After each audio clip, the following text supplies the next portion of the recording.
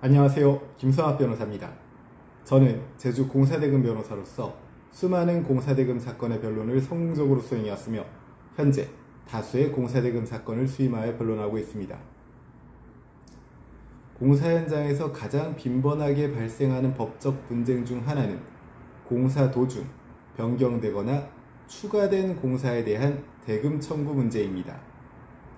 처음 계약서에는 없던 공사를 시행한 경우 그에 따른 추가 공사비를 어떻게 산정하고 청구할 수 있는지는 매우 중요한 이슈이며 실제로 소송으로 이어지는 경우가 많습니다. 오늘은 제주 공사대금 변호사로서 추가 공사대금 청구 시 추가 공사비 산정 방법과 유의할 점을 상세히 설명드리겠습니다. 추가 공사란 기존 계약서에 포함되지 않았던 공사 범위 또는 공사 내용의 변경을 의미합니다.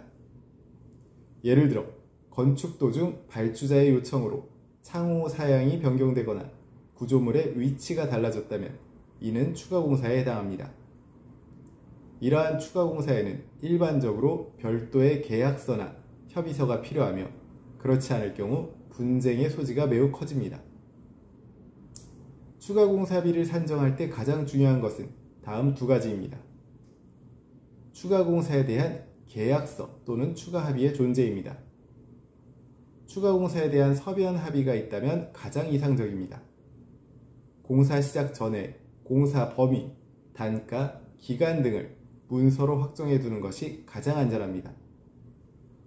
두 번째는 실질 공사 내용 및 시장 단가입니다.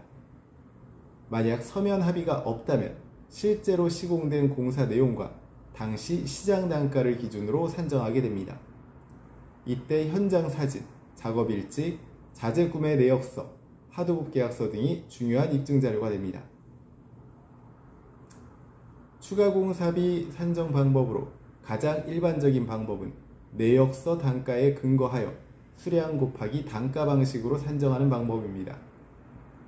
만약 계약서상 단가가 없다면 한국건설기술연구원 단가표 또는 대한건설협회 표준단가 등을 참조할 수 있습니다.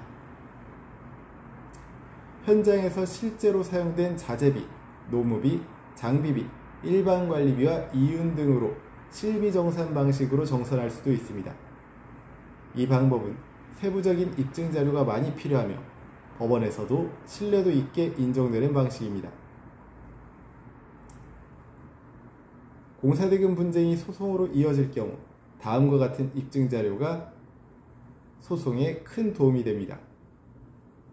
변경된 도면 및 설계도, 카카오톡, 문자, 이메일 등 공사 변경 관련 대화 기록, 공사 일지, 시공사진, 현장 작업자 진술서나 제3자 확인서, 자재 구매 영수증 및 견적서, 이와 같은 자료 등을 통해 추가 공사임을 주장하는 쪽이 입증 책임을 부담하게 되므로 앞서 살펴본 자료들을 평소에 잘 보관해 두는 것이 매우 중요합니다.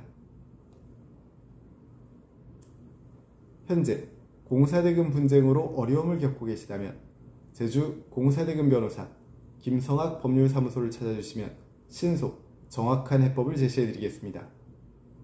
조금이나마 도움이 되셨으면 합니다.